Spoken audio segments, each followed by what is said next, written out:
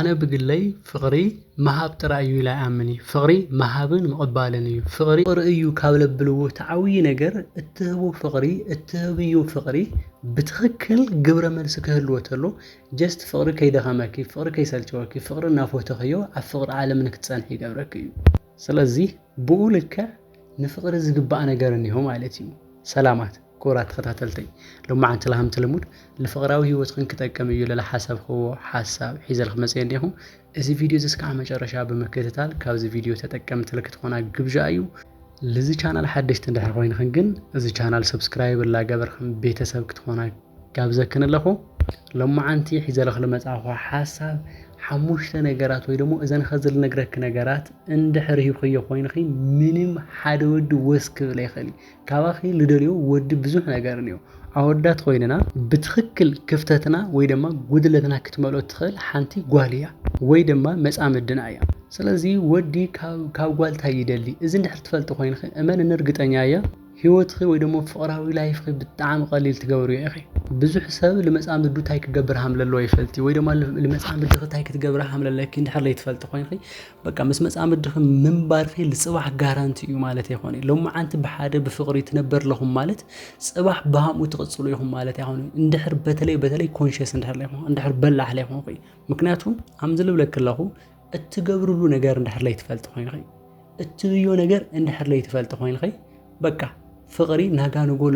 فيد لا قبره لا تسلاتشو لا تمانو ما بلخدكم قصري بقى لخونه ساعات بريك اب يفتر مفل لا يفتر يوسي ስለዚህ መጻመድ እንደህርሃሊ ኮይኑ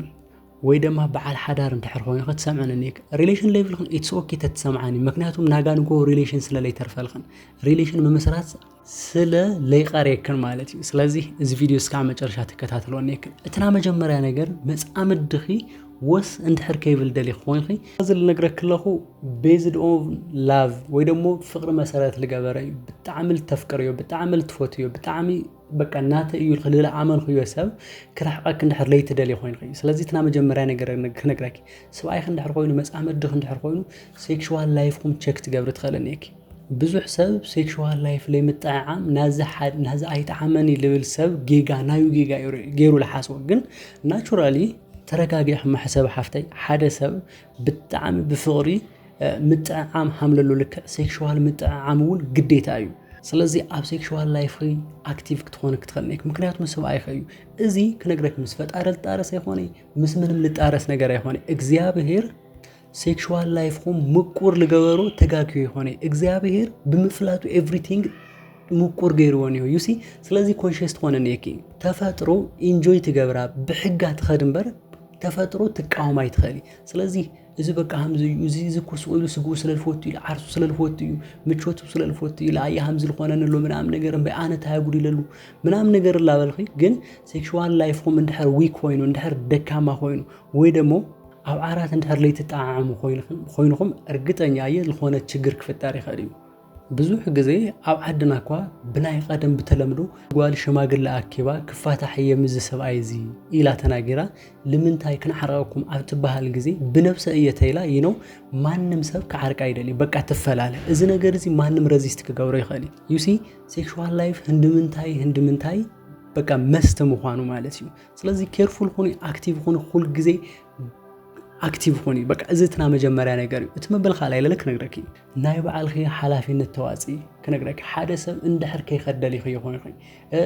ከሓድግ እንደህር ትደል ይኾን እዚ ሰብ እዚ ምሳኽ ኮይኑ ክቅጽል እንደህር ትደል ይኾን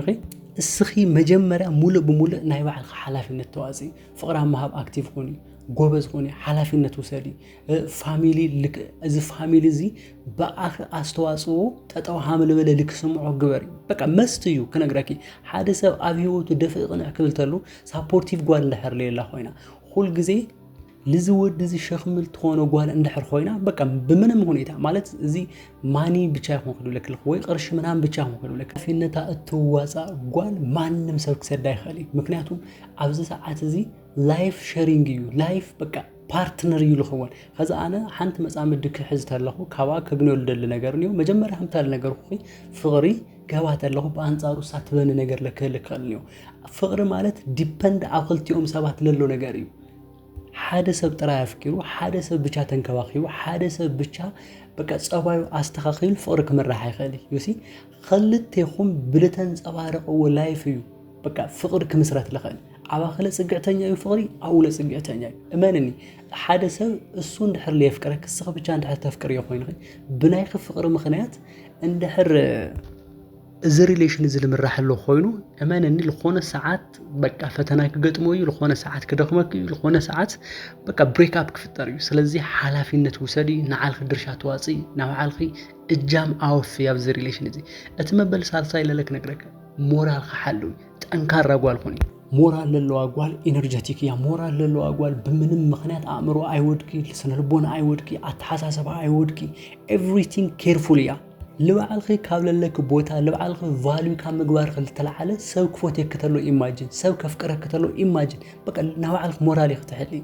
ኣነ እዘይ ፎቲ እዘይ ክገብር ልደሊ ኣነ ሃምዚ ዓይነት ሰብ ይኹንኹ እዚ ስለለ ይኹንኹ እዘይ ገብሪ እትብልዮ ማንነት ክህልወክ ተሎ ብርግጠኝነት የል ነግረክ ኣለኹ ለይፎትየክ ክወዲ የለይ እንድሕር መጻምድ ሃልይክ ድማ እዚ መጻምድኺ ኮንስታንትሊ ብቐዋሚነት ልቡ ተቆጻጺር ክዮልክ ትነብር ይገብረክ እዩ ኣወዳት በቃ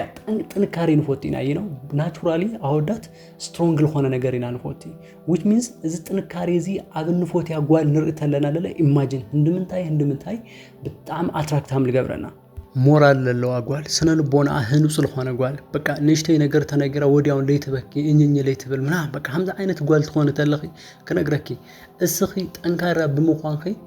እና ብዙሓት ቀልብ ናይ መሳብ ዓቕማ ሃምለለኪ ማንም ፍሉጥ እዩ በቃ ልባዓል ክረዩ እዚ ካራክተር እዩ ተመልካቲ ትኾንሞ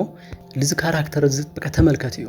እንደምንታይ አትራክት ሃም ልገብር እንደምንታይ ሰሓቢ ሃም ልኾን ስለዚ ሞራል ክሓሉ ኣተሓሳሰባ ክሓሉ እቲ መበል ራብዓይ ለለክ ነግረኪ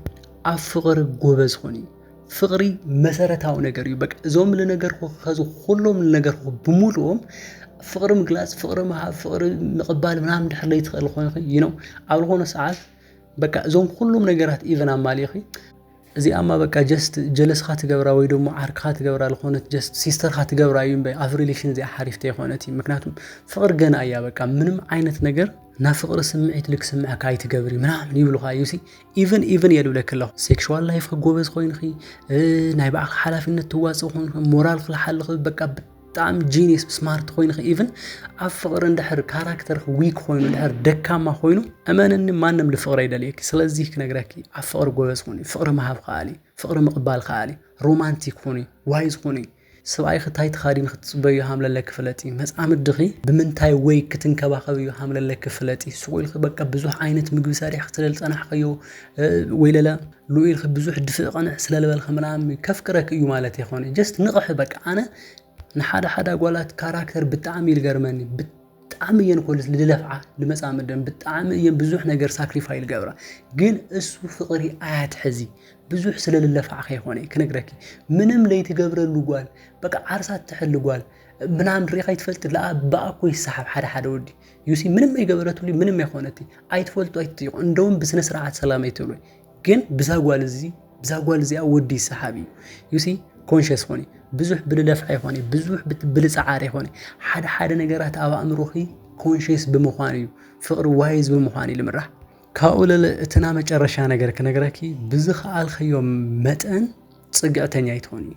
ኣብ ሓደ ወዲ ሙሉእ ብምሉእ ህይወት ድርቤ የብል ኩሉ ነገር ካብ ሓደ ወዲ ኣይትጸበይ ፍቅሪ ክኾን ይኽእል ገንዘብ ክኾን ይኽእል ምንም ይኹን ምንም ነገር ካብ ወዲ ብቻ ኣይትጸበይ እዚ ትገብርለኽ ማለት ሃምደካ ማጓል ይዝረአኪ ምንም ማንም ኣይሓለልኺ በቃ ብኢድ ሃም ትነብርና ካብኡ ኢድ ወፃኢ ምንም ኣማራጭ ሃም ለይብልኺ ልክ ሓሰብ ክትገብሩ የለኺ ስለዚ ኣነ ተረዲእያ ብቻ እያ ኣነ ተሂበያ ብቻ ሰርቫይቭ ትገብር ትነብር ኢሉ እንድሕር ልሓስብ ሎ ኮይኑ እመነኒ ምንም ዓይነት ክብሪ ምንም ዓይነት ፍቅሪ ይህበኪ which means ካልእ ደገ ክርኢ ይኽእል ኣማራጭ ክርኢ ይኽእል ለኣኺ ሃም መጻምዱ ሃም ፍቅረኙ ምናምን ልከይረኪ ይኽእል ልኾነ ሳፖርት ሃም ልገብራ ሃም ልኾነ ትጓል ልክሓስበኪ ይኽእል እዩ ስለዚ ጽግዕተኛ ይትኾኒ ወስ እንድሕር ከይብል ትደልዮ ኮይንኺ ምሳኽ ኮይኑ ዕድመ ልክዕ ክውድእ እንድሕር ትደልዮ ኮይንኺ በቃ بالخالق يوم تنحالخ نجار يهالخ السخط تنكساقس السخط مرحيو منم نجار يكون منم نجار تكون بقى نحالخ نجار يهالخ بعد تحساسبك كوني خل فقر بمهاب كوني خل بل تفلالي من قدي بيجا نحالخ نجار يحلخي إذن خزل نجار خوخ نجارات عند حر تجبار أو تجبرين خوين خي أف سيكشوال لايف أكتيف عند حر خوين خي